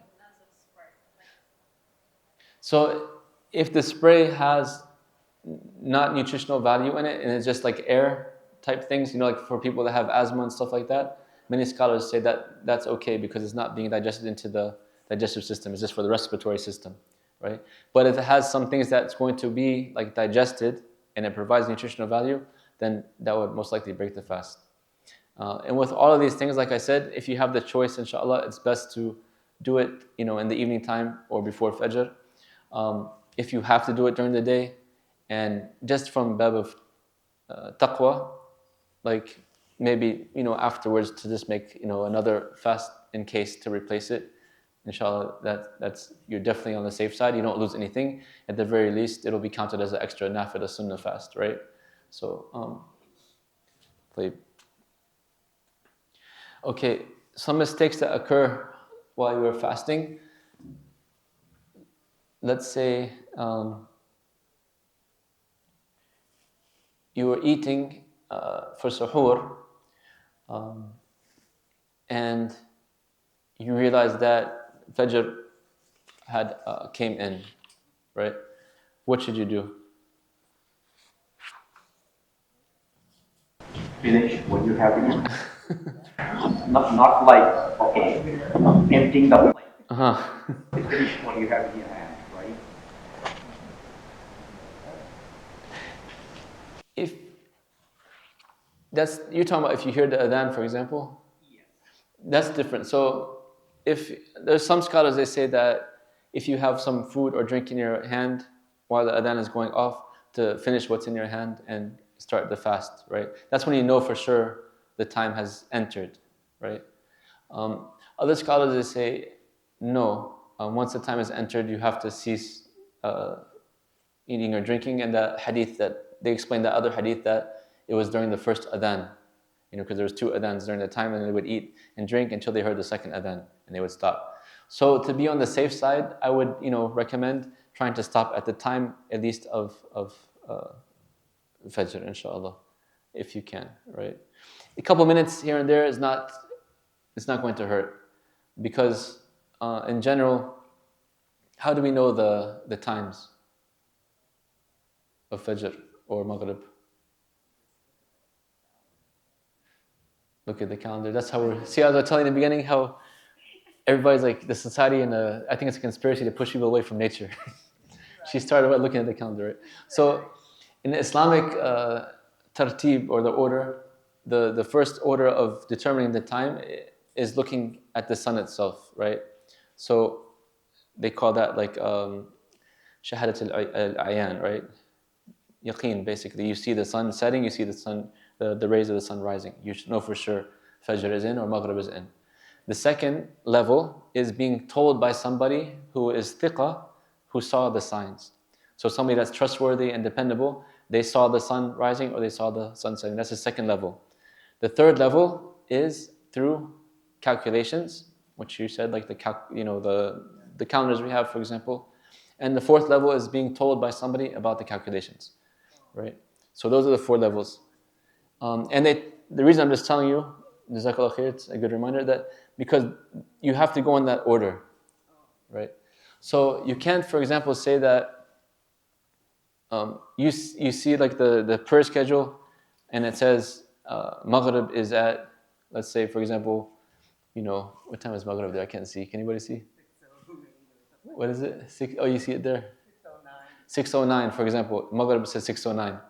But you are outside in nature at a park or a national park, whatever like that, in the mountains or whatever, and you see the sun is still up. You can't take the calendar over what you're seeing with your eyes. The witnessing of the eyesight takes precedence over the other 3, right? Number 2, for example, somebody saw the sun and he tells you he saw the sun. You can't take the calendar over that. So it goes in order, those orders. So the first one, seeing it for yourself, being told by somebody who saw it, then the calculations, and then being told by somebody about the calculations. So you can't, just always, inshallah, it's in that order. Right? Okay, so when it coming to the Fajr time, and the Fajr is in, finish what you have, inshallah, and khalas. But don't some people take that hadith and literally have like 20 minutes of eating. Right? Like they finish like they start the suhoor basically. That's not correct. And according to some scholars, it's breaking the fast. So just be on the safe side and khalas, stop it the best you can. I mean, I won't say spit out what's in your mouth, but at least swallow it and khalas, right? If you want to be super, super taqwa, you can spit it out and then continue. But Allah subhanahu wa ta'ala is most merciful, and like I said, the calculations are a little bit not 100% accurate because you don't see the sun. If you saw the sun rising, obviously, then you would stop for sure. So if you are eating and you think it's still Fajr, inshallah, you continue your fast. You stop and you continue your fast. Now we go to the other side, Maghrib. If you think it's Maghrib time and you break the fast, and then you find out, it was not Maghrib time. What do? Do you have to make it up, or you don't have to make it up? Or do you stop and like realize, it's not Maghrib, stop and then continue fasting? What's that? Stop and continue fasting? Okay, anybody else? Continue fasting, okay. So, you can continue fasting or not continue fasting, but you have to make it up. Because once you intentionally break the fast, the difference is the first part, you're not intentionally breaking the fast. You didn't have the niyyah of fitr, you have the niyyah of siyam. You're just preparing for the siyam by having suhoor, right? So, it's different. The second act, you had the niyyah to break your fast. Even if you don't eat anything, if you say, I have a niyyah to do iftar, because it's not a shart to have something to eat, it's a sunnah, right? You say, I want to break my fast, and you intend to break your fast, and you find out like that the fast is broken, khalas, even if you haven't eaten or drinking, because you've intended to break the fast, right? Your intention breaks the fast. So in this case, you intentionally broke the fast, and you have to make it up. Yes? So you're saying if you thought it was Maghrib and you broke your fast, or even just an intention, that you have to make up that day? Yeah. But what if with your intention, it's with the condition that is actually Maghrib? You know what I mean? Like it's not that I intend to break my fast now, it's I intend to break my fast when Maghrib comes in. So that you have that sort of condition that I'm only breaking my fast because it's Maghrib. Yeah, so if you intended, I broke my fast, to be on the safe side, you should make it up, if it's before Maghrib. And if you ate something, with the intention of breaking your fast, and you find out Maghrib is not in, then you should make it up, to be on the safe side. Because like I said, the difference is the first one, you didn't intend to break the fast, and the second one, you did intend to break it, so you have to make it up. I know it's tough because it might be just a couple minutes, but al-ajru ala qadri al-mashaqqa, like the more harder things are for you, the more reward you're going to get, inshallah, especially if you're doing it to save your deen and perfect your religion and worship Allah subhanahu wa ta'ala, right? So inshallah, you won't lose that reward. And it's just to be, like I said, because this Ramadan is a faridah, and you're trying to, fulfill your obligations to Allah subhanahu wa ta'ala. So if there's any shak in it, and most scholars say that, if you've done the intention to break it beforehand, it's broken, then you should make it up, inshallah. Yes? I am from the Dar-us-Salaam community, and I know that to break the fast is 609. But then I go to some masjid in Germantown. Yeah. And then everybody azans, my azan and my phone start go off. Right. And I break my fast in Germantown, but Germantown have a different time breaking their fast, maybe 6:10. Okay. What's the opinion on that? Because I break my fast as I was in College Park at Dar-us-Salaam, with Dar-us-Salaam time, but I'm at a different area using a different time. They are breaking it back to a different time. So you break your fast with the community, inshallah. So like I said, these little minutes here and there is not a big deal, right? Unless you can see the sun still out, and this happens sometimes, like the people are using wrong calendars or wrong calculations, and the sun is still out, and they can see the sun. So what's the rule on that? What we just said, so you guys should know right now. Do what you saw, right? If you can't see the sun, depending upon the calculations, then you just break the fast with the community that you're in. It's better that way. Like the couple minutes here and there is not going to affect too much. But like say everybody's breaking their fast and you're sitting there like, no, I'm following Dar-us-Salaam time period. I'm gonna wait 3 more minutes. Right? It doesn't look that good. Or everybody's fasting and you're like, I'm gonna follow such and such time period and break my fast, right? And you start eating and the adhan hasn't been called that much and they're all fasting. So it doesn't look good. The Prophet says, and that's why he encourages us. He says, Yawm as-Sawm, what is the hadith? As-Sawmu yawmun tasumun, right? The fasting is the day that you all fast, meaning the community, right? وَالْفِطْرُ يَوْمُ تُفْطَرُونَ, and the fitr, breaking the fast, is the day that you all break the fast. To be united with your community, that's more important. So even in the fiqh opinions, if you're part of a certain community, you should follow the imam or the community consensus, inshallah. It's not good to be different from them, and you will get the reward for either way. Is that clear? I think we covered most of the major issues for fasting. I don't know if you guys have any particular questions or yes. If you're traveling and you don't fast, we have to make it up, right? What is it? If you're traveling and we don't Traveling? If you're traveling and you're not fasting, Yes. make it up, right? Yes, if you're traveling and you break your fast, then you should make it up when you are able to do so. So, it's time for Maghrib, but I don't have any food with me. So, having in the mind that I break the fast at this time, is that good enough? Yes, that's what the sister was asking too. So he's saying like the time of Maghrib has come in, he doesn't have any food with them. Can he make the intention to break the fast to fulfill, because the hadith of the Prophet ﷺ said that the ummah will continue to be in good as long as they hurry to break the fast and they postpone the suhoor, right? So it's encouraged to break the fast. If you can't, the sunnah also is to break the fast with something sweet. Like the Prophet ﷺ, he used to do with rutab, the fresh, beautiful dates, right? And if he didn't find that, he would do with tamr, the dry dates. And if he couldn't find that, then he would do with water. And there's like hikmah behind that. If you guys can go and look it up, inshallah. I'm sure the scientists here know more than me, but when your body is like hungry or not having nutrition throughout the day, and then you have that sweetness, that glucose or the sugar, it helps to like with a digestion that's going to come, right? Some scholars of the past, they say subhanAllah also, like we look at it, in modern times people say that it helps you eat more or better after with the iftar, right? But they used to see in the past that it would help like control your appetite more so you won't like indulge so much and basically stuff yourselves. But times have changed, So anyways, it's like a very, yes.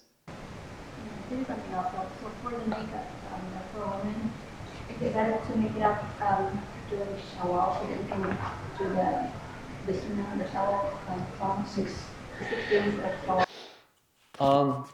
If you can do it before the 6 days, because the scholars, they say that من صام Ramadan واتبعه بست من Shawwal, right? That you should, whoever fasts Ramadan and follows it with 6 days from Shawwal, right? So many scholars, they put the requirement that you have to fulfill the fast of Ramadan first to get the ajr, complete ajr. So do the fulfilling of Ramadan first and then 6 days afterwards. So say you missed 5 days in Ramadan, you would make up the 5 days qada'an, and then you would do 6 days of nafil afterwards in Shawwal if you're able to do so. If you're not able to, inshallah, Allah subhanahu wa ta'ala, He has written for you, you have the niyyah and the intention to do so, you will get the reward regardless. But to fulfill the hadith, the scholars say to do the fard first and then the nawafil. There are some that say that you can combine the niyyah, but it's difficult because we said that the nawafil, you don't have to have the niyyah the night before, right? And it's not a faridah, obligatory upon you. So to be on the safe side, fulfill the obligation of making up the fard first and then add the 6 days, inshallah, if you're able. So if he said if it's Maghrib time, you don't have anything, you don't have the dates or the water or anything, then you can make the intention of breaking the fast to fulfill, hurrying to break the fast, right? And then when you're able to do so, have some dates and some water, inshallah. Yes, sister. Alaykum salam wa rahmatullah. Can we do the 6 days of Shawwal and then later in the year do the fard fast, make up those? Does it matter if it's out of order? So that's what I was saying. Some scholars, they say that to fulfill the hadith, you should do Ramadan first, and then the Prophet said follow Ramadan with 6 days. So technically you're not following Ramadan with 6 days if you haven't made up the fast. If there's no way that you can combine the two, inshallah you can try it. Some scholars say that do the 6 days of Shawwal and then make up the ones afterwards for Ramadan. But if you want to be on the safe side and fulfill the actual wording of the hadith, the direct wording, literal wording of the hadith, then you would do the qada first and then do the 6th of Shawwal and the 6th of Shawwal. Yes. I don't know if you were, I didn't come early, but did you discuss the moon sighting? Yes. So I have a question related to that. If a person starts fasting in one community and then travels to another where they celebrate Eid a day earlier than the community they were in, whereas they're going to be fasting shorter number of days if they were to celebrate Eid with that new community, what should they do? And should they celebrate Eid or? Yeah, so there's difference of opinion amongst this issue, but they can break their fast with the community and have Eid with the community because they're part of that community now, and then make up the day of that they would have been doing in their own town if they had stayed as a resident. And if it were to be a day later and they can't fast the next, more than 30 days, right? Right. Break their fast. Yes, they can. If it's a day later, like they can't have Ramadan can't be 31 days, for example. Then they would, break their fast secretly or silently, as not to show division with the community, and then celebrate with them the Eid the next day. Well, yeah. You had a question, sister? I just want to add about for the 6th of Shawwal, Yeah. for our sisters that they're having the new period. Uh-huh. They still have to make up for 7 days, 9 days for some places. And then they have to make this 6. So it's not enough time for Shawwal to make all of it. So I just keep telling them, no, just go do the 6 and then do the makeup and whatever you can, inshallah, the years. Yeah, that's fine, inshallah. Like I said, if it's not possible to get the makeup days for the woman in between, and she only has like those 6 days to fast, inshallah, Allah subhanahu wa ta'ala is most merciful, and I'm sure He will reward us. Like in general, إِنَّهُ لِي وَأَنَا أَجْزِي بِهِ, that fasting is for Allah subhanahu wa ta'ala, He will reward accordingly. So, but if you have the choice and the ability to make up the qada first and then do the sittah from Shawwal, that's better, inshallah. So from the sunnah of Ramadan or fasting is, like we said, having to, once you're sure that the time of Maghrib has come in, to hurry to break the fast, right? Yeah, it's not, some people, they think that they're being extra pious by waiting a longer time to break the fast. Yeah, that's not correct. The Prophet ﷺ, he used to break the fast, as long as you're sure that the time is in, obviously, right? So hurry to break the fast. If you can have it, with some dates, inshallah, and then the water, that's the best way. If there's no dates available, then just the water. And then when you're able to do some, like I said, the sweets help, for the digestion and for giving you some energy, because you've been lacking the glucose and stuff like that throughout the day. So that's a sunnah. Culturally, obviously, people, they go and pray Maghrib and then they come back and have iftar, right? And then Taraweeh or Salat al-Isha, Taraweeh, Qiyam, and then the Suhoor, it should be closer to Fajr, right? And also to make it easy for us and to give us some strength and help throughout the day while we're fasting, right? So Allah subhanahu wa ta'ala, He wants ease for us and not hardship, right? Allah wants ease, not hardness for us. In the past, subhanAllah, so initially fasting was actually a choice, right? They can either fast or they can give sadaqah. And then Allah subhanahu wa ta'ala, He abrogated that verse and He said, فَمَنْ شَهِدَ مِنْكُمَ الشَّهْرَ فَلْيَصُمْ, if you bear witness to that month, then you have to fast. But the initial fast was if you can eat after Maghrib, but if you go to sleep, then you cannot eat, right? And subhanAllah, like imagine how difficult that would be. So one Sahabi, subhanAllah, he worked very hard during the day, and he came home, it was time to break the fast, and he fell asleep, and he woke up and he couldn't eat because he fell asleep. And then it happened the next day again, right? And then his wife was like, "You're going to kill yourself. What are you doing?" Right?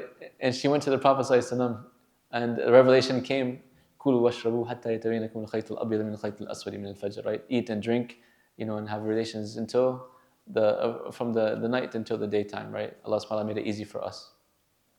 And there was another narration too that the same thing, like a person, could not have intimacy with, once he fell asleep, he couldn't have intimacy with his wife. So in Sunan Abi Dawud, I believe another hadith with a young man, newly married, and he wants to have a relationship, but he fell asleep. Same thing twice.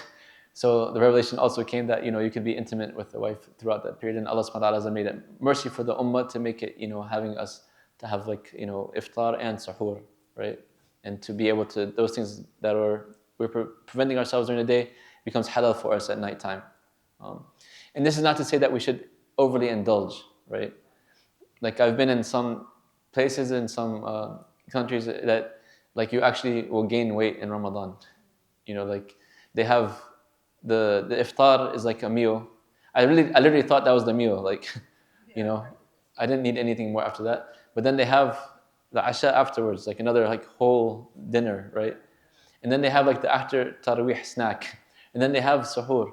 So literally, like I'm eating more. I couldn't keep up with him. I was like, SubhanAllah, this is too much, And it's good food, it's delicious food, but it's just too much. Like the point of Ramadan is like you're trying to do, takhfif basically. You don't want to make the focus of your month on food and drink and staying up and stuff. Some people, they eat throughout the night and they sleep throughout the day. This is not the point of Ramadan, right? You should still be doing the actions that you normally do, right? But with additional worship, right? To get closer to Allah subhanahu wa ta'ala. We're teaching ourselves to not be so dependent upon the material stuff and to be more focused on the spiritual and getting closer to Allah subhanahu wa ta'ala. So it's a training period, like we had the whole Ramadan prep series of talking about, the spiritual aspect of Ramadan and what we're trying to achieve from Ramadan, what our goals are. I know some of you attended it. Did anybody? Who was here last couple of Fridays? Anybody? Friday evenings? You were here, mashallah, I know. You were here? Sheikh was here. Sisters, no? Okay. So basically, I was just saying, it's like a competition, and that we were trying to prepare ourselves for this competition pre-Ramadan, and then what the actual competition is in Ramadan. What's our goals in Ramadan, right? I mentioned, I think, in the halaqah too at the school. So, yeah. The goals of Ramadan is to become a better Muslim and to achieve taqwa, right? It's not so that you can لَعَلَّكُمْ تَجُوعُونَ, that you can be hungry, right? It's لَعَلَّكُمْ تَتَّقُونَ, so that you become having taqwa, reach taqwa, right? And how do you reach taqwa? By following the ways of our Prophet ﷺ. He used to pray extra in Ramadan. He used to read extra Qur'an in Ramadan. He used to give extra sadaqah in Ramadan. He was the most generous all the time, but in Ramadan he would be more generous. He prayed qiyam all the time, but he would pray more in Ramadan, right? You're fasting. You should be, so your mind and your body are clear to focus on that which is most important, to get closer to Allah subhanahu wa ta'ala, right? The more you eat, actually, the heavier you feel and the harder it becomes for you. Some people think that, I have to make up all the calories and eat, so much in the dinner time and suhoor and stuff like that. But actually, it makes you heavier. If you eat a very heavy suhoor, you feel tired and sluggish. But if you keep it light, sufficient, nutritious, khalas, alhamdulillah, you'll feel actually lighter and better throughout the day, more productive. And that's the point. We don't want to be like making ourselves too tired to do the ibadat. Right? So just eat what you need, inshallah, to be able to continue your day and reach it to the maghrib. Same thing, eat what you need, and so you're able to pray the qiyam al-layl. The other ahkam, I guess you can say, is the i'tikaf. I don't know if you do i'tikaf here or not anymore, but in some masajid, if you're able to do so, it's like a devotional retreat, basically. Muslims, we don't have like the monks, and certain things that are like 100% focused on worship all the time, not doing anything from the dunya, right? But we have, alhamdulillah, like our Ramadan and our i'tikaf is something like that to give us a taste of it, to focus completely on worshiping Allah subhanahu wa ta'ala and kind of forgetting about the dunya for some time, right? So i'tikaf is basically luzum al-masjid li ta'atillahi ta'ala, staying in the masjid as a form of worshiping Allah or obeying Allah subhanahu wa ta'ala. And it's a sunnah. The Prophet used to do it every Ramadan, the last 10 nights of Ramadan, except in the last year of his life, he did 20 nights of Ramadan in i'tikaf. And in i'tikaf, it's encouraged to not leave the masjid or the place of the prayer except for something that is like necessity, right? Even for janazah, visiting the sick, these are highly praised deeds. The mu'takif is not supposed to go out the masjid for those things, right? You can have the niyyah, you can send your salutations, you can send greetings, but you're not supposed to physically leave that place unless you have to leave the place. So either, for food or using the restroom or something like that, or making ghusl, these type of things are necessities. Other than that, the person should stay put. It's preferred to be in, some scholars say that i'tikaf can be made anywhere, as long as you have the niyyah. But to fulfill the sunnah of the Prophet ﷺ, it should be in a masjid that has the 5 daily prayers, right? And Jummah. That's the best one to fulfill it. But say, for example, a woman wants to do some type of i'tikaf in her home, some scholars allow for that. She wants to have just a devotion period, where she can focus on worship and stuff like that, and she wants to take her room, because a Muslim woman is not obligated to come to the masjid like the men are, right? So some scholars say that what is it? ويصح من المرأة في كل مسجد غير مسجد بيتها. Actually, this scholars, he says no. So, sorry. He says that it's valid for a woman in all the masjid except the masjid of her home. So, because some women, I was thinking they have the musalla in their home and they can do like iltizam al-musalla of their particular thing, but this Imam is saying it has to be in a regular masjid, like I said, that has the 5 daily prayers in the Jummah to be sahih. And obviously there's like separation between the men and the women. Some scholars say also it doesn't have to be the whole last 10 nights. It can be like a portion of it. I think the Shafi'i are less stringent upon this issue.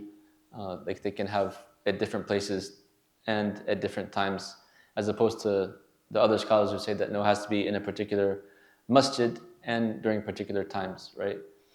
So either way, inshallah, if you don't have the time to do the whole 10 nights, at least you can have the niyyah that I'm doing itikaf for Allah subhanahu wa ta'ala, for example, for this day or these hours. That's all I can do. I'm obligated to do work or something like that, or I have this schedule. I can't do anything else, but I have these 6 hours and I would like, inshallah, to have itikaf, total devotion to Allah subhanahu wa ta'ala and worship for these 6 hours. Inshallah, it will be accepted by Allah subhanahu wa ta'ala, of course. But the sunnah is, like I said, to be in a masjid that establishes the Jummah and the 5 daily prayers. Like, in itikaf, it's not preferred to indulge in like worldly speech too much, like talking and joking and playing around, right? Some people, they get distracted. Or, unfortunately, we have these cell phones that bring the outside world to you, wherever you are, So maybe, inshallah, trying to like limit the usage of the cell phones. Even I was advising myself and my brothers and sisters during Ramadan, if we can try to like limit that use, because I think it detracts a lot from us and takes a lot of our time away for something that's more beneficial, I was telling the brothers the other evening, or the brothers and sisters, about, I think in the khutbah or also last night, but how some people finish the Qur'an every 3 days, right? Some of the Salaf used to finish every 3 days, some every day, right? And it seems like something that's hard to achieve, but it's actually achievable. And I mentioned the story of my roommate when I was in Medina. He was from Nigeria. He was a very strong hafid, mashallah, very good brother. May Allah protect him. He finished the Quran. Him and his companion, they had like a challenge with one another to finish the Quran in qiyam. So after we prayed Taraweeh, a lot of us we're going back to our homes, and they stayed in the masjid and they prayed qiyam and finished the whole Quran in a couple of rak'ahs. Yeah. SubhanAllah. You could read a whole book in one day, so it is possible. And then, like I said, he did it actually, SubhanAllah. And then I was telling a story of one of my shuyukh in Egypt, and Brother Zahid, I think, also was he went to the same masjid. This Shaykh, mashallah, throughout the year, he finishes the Quran like every week, just in the salawat al-khams. Shaykh Osama Abdul Azim in Shafi'iyya in Qahira in Egypt, right? And I did itikaf with him, and mashallah, he finished the Quran 3 times in the salat and the tarweeh, 3 times in the last 10 nights. So it is something possible. He was saying, the brother, that he went there the first time, and he did like, I think, 4 ajza in Salat al-Isha, like 4 juz or 5 juz in Salat al-Isha. It was Zahid's first time, so he was like, his back was about to like collapse. He didn't know. And I actually did that. I tricked one of my friends, because there's one person he was studying. His father sent him to Egypt to study because he was a troublemaker, and he was in England. He was from England. He was half Somali, half English. And so anyways, he was still like a troublemaker even though he was studying there, but I took him to the masjid, and I didn't tell him either. So we were praying, I think, Maghrib, and he did like, I think 2 juz or something like that, or 3 juz. And then this young man, when he was like in ruku', I heard his like back crack, and he was like, ah. Like he was about to pass out. So, but anyways, alhamdulillah, like the point is that, it's still something that is achievable. Yeah. It might have been Isha, I'm not sure, but he does, mashallah, like he gets into it sometimes and goes, yeah. But the point I was going to make about the cell phones, like one of the brothers said that he didn't, realize this is possible until he saw people with their cell phones, like how much time they spend on their cell phones every day. If they took that time and put it into Qur'an, they probably really could finish the Qur'an every day. Like if you took all the YouTube and Facebook and Instagram and messages and text and phone calls and all this stuff and added up, I think there's phone apps that keep track of how much time you spend on it. Look how many hours it is, right? If you put all those hours to reading Qur'an, subhanAllah, how many times we can finish the Qur'an? It might be like difficult for some to do the whole Qur'an every day or every 3 days, obviously, but at least like make it a part. If you do like half an hour after each salat, something simple, 20 minutes, 15 minutes, 20 minutes, 30 minutes, if you, mashallah, more, alhamdulillah, after each salat, it adds up and you can finish the book over and over, inshallah. I would suggest having, qira'ah fil khatam, trying to complete the Qur'an, like a recitation of the Arabic, and I would have qira'at tadabbur. Tadabbur is like focusing and understanding and learning and trying to reap the meaning and the blessings of like understanding the Qur'an, right? That's more important actually, right? But we can do both in this month to try to get the rewards from both sides. So have a time for just recitation and have a time for like contemplation upon the book of Allah subhanahu wa ta'ala. And this is Shahrul Qur'an. This is the month of Qur'an. So we should try our best, inshallah, to read as much of it as possible and make it a part of our lives. We're cutting out a lot of stuff during this month, so we'll have more time to do ibadat and worship. So those are most of the fiqh issues, I think, inshallah, covered in a very summarized version. And if you have more questions, please feel free to ask, inshallah. Good? Everybody's good? Okay. So remember the order of sighting the sun, right? What's the first one? See it for yourself. Someone sees it and tells you the calculations. Yes, very good, mashallah. And somebody tells you about the calculations, right? That's the order. And then fasting is obligatory upon who? What are every Muslim? Baligh, Aqil, Muqim, and Qadir, able to do so, right? So every Muslim, we said non-Muslims aren't, they're not. It's not accepted from the non-Muslims any ibadat. Baligh, they should be of age, right? Aqil, they should have sanity, right? And Muqim, some say that they should be like, resident. It's obligatory upon the one who's resident. And Qadir, they're able to do so. They don't have an illness or an excuse, right?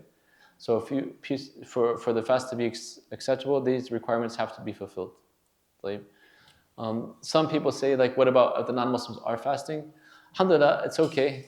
Like, we don't discourage it, obviously. Even prayer or anything like that. It's just for the reward, they should take the shahada, right?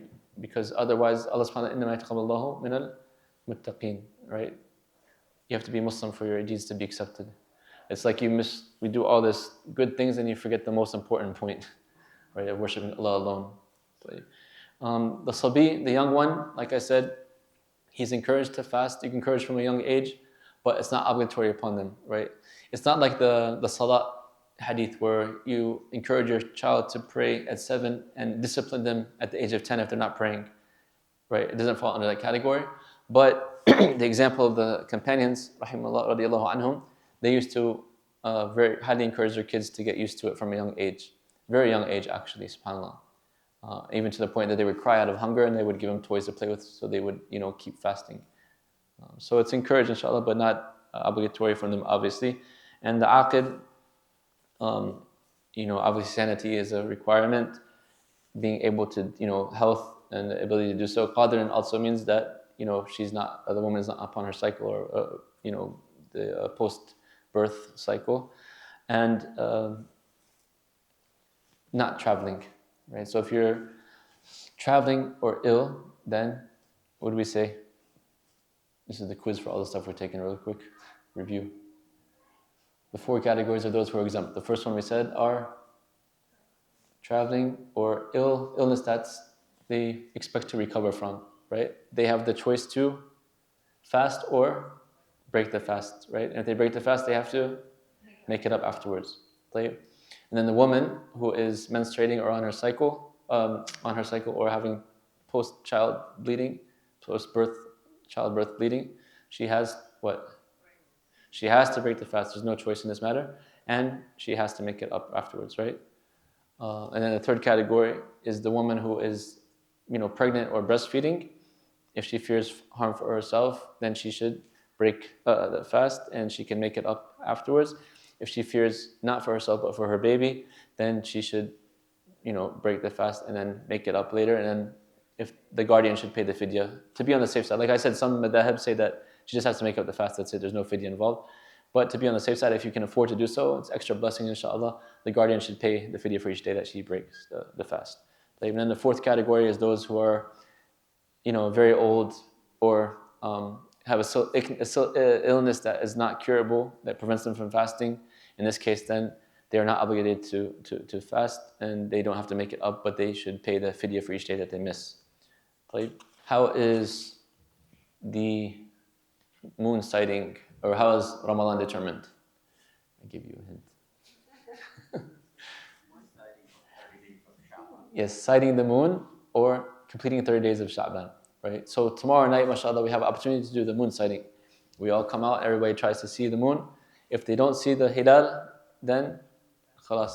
In ghummida alaykum, the Prophet said, if it becomes, unable to see the moon, then complete the Sha'ban for 30 days, and then you fast the day afterwards. Is it required to have one witness or two witnesses? Two. Yes and yes. Yes. Some of the have say that it has to be two just witnesses that know their stuff, and then the other madhab say that one is sufficient. And we said that's the stronger opinion, inshallah. To start Ramadan, but to end Ramadan, we said two witnesses. Right? Everybody's in agreement upon that. Okay, so injections, shots. Does it break the fast or does it break the fast? If it's nutritional, yes, it breaks the fast, according to the majority. If it's non-nutritional, then it doesn't break the fast according to the majority, inshallah.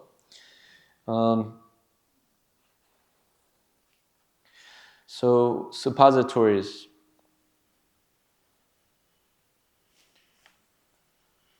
There are certain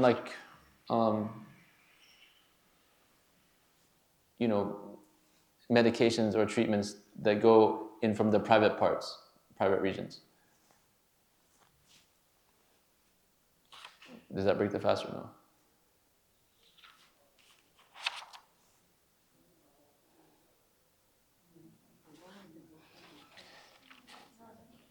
Most scholars say it does not break the fast, right? Because it's not, especially if it's from the front private parts, it doesn't go to the stomach, obviously, so it does not break the fast.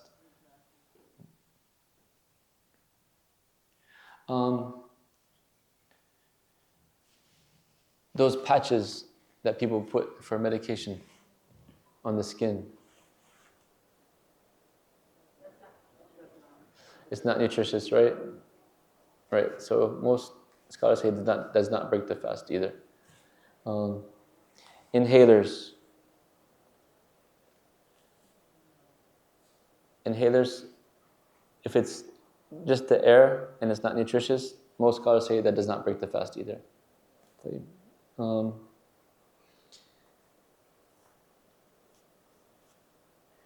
What about nasal drops?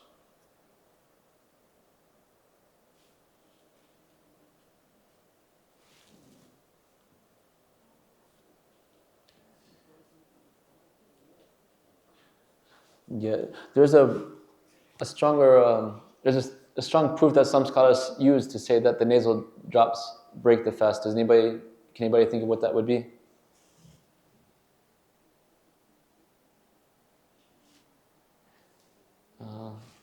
If you take the nasal drop, much time you are going to get the taste in your throat, like in your mouth. So it's really going to the digestive system, right? Yeah, that's so. What do you think is an evidence for that?